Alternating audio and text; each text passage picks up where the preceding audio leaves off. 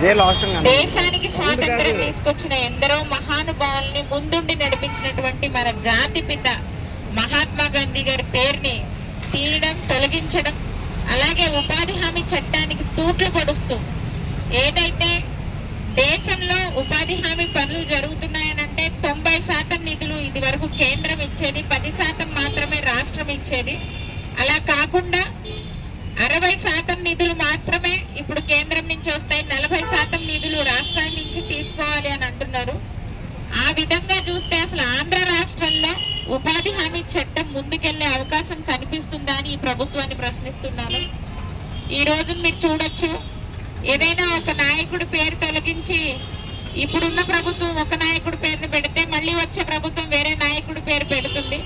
నాయకుల పేర్లు మారిస్తే ఇమీడియట్ గా రోడ్లకి మాట్లాడేటువంటి మహా నాయకులు ఉన్నటువంటి ఈ ఆంధ్ర రాష్ట్రంలో టీడీపీ కానీ, జనసేన కానీ, వైఎస్ఆర్సీపీ కానీ మీ అందరికీ రిక్వెస్ట్ చేస్తున్నాము, మీ అందరికీ ఈ సందర్భంగా తెలియపరుస్తున్నాము.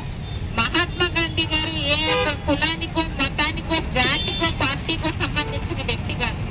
ఆయన మన దేశానికి మార్గనిర్దేశకుడు. ఆయన పేరు తొలగించి ఇప్పుడు కొత్త పేరు పెట్టాల్సిన అవసరం కేంద్రానికి ఏముంది అని అడిగేటువంటి హక్కుని కూడా, అడిగేటటువంటి అవకాశం ఉంది కూడా. ప్రతి పనికి, ప్రతి కార్యక్రమానికి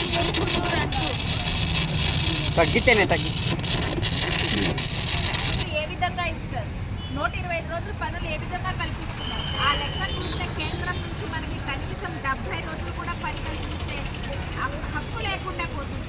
పేదవాడికి పని లేదు అని మన పంచాయతీ వరకు వచ్చే ప్రతి ఒక్కరికి పని కల్పించాల్సిన హక్కుని, చట్టాన్ని కాంగ్రెస్ పార్టీ ప్రభుత్వం చేస్తే ఈ రోజున అసలు పని లేదు, ఉపాధి లేకుండా చేసి దేశాన్ని భ్రష్టు పట్టించినటువంటి బీజేపీ ప్రభుత్వం ఒక పక్కన ఉంది.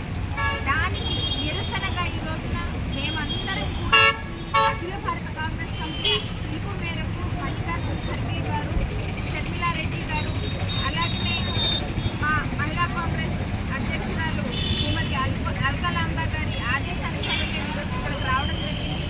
నగర కాంగ్రెస్ అధ్యక్షులు బాలేపల్లి మురళి గారి ఆధ్వర్యంలో సీనియర్ కాంగ్రెస్ నాయకులు, అలాగే ప్రతి ఒక్కరు, జిల్లా కాంగ్రెస్ కమిటీ అధ్యక్షులు టీకే విశ్వేశ్వరరెడ్డి గారు, మార్టిన్ లూథర్ గారు, రాష్ట్ర ఉపాధ్యక్షులు, అలాగే పెద్దలు, పూజలు చాలామంది ఇక్కడ ఉన్నారు. జిల్లా మహిళా కాంగ్రెస్ అధ్యక్షురాలు శారద గారు, సిటీ మహిళా కాంగ్రెస్ అధ్యక్షురాలు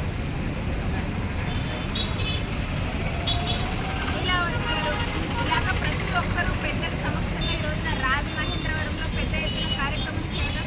ఈ కార్యక్రమం సాయంత్రం 5 గంటల వరకు కొనసాగుతుంది. ఇప్పటికైనా కేంద్ర రాష్ట్ర ప్రభుత్వాలు బుద్ధి తెచ్చుకుని కార్యక్రమాన్ని, అంటే ఇప్పటికైనా మీరు ఆ పేరు మార్చి మహాత్మా గాంధీ గారి పేరుని యథావిధిగా పెట్టాలని, చట్టంలో ఎటువంటి మార్పులు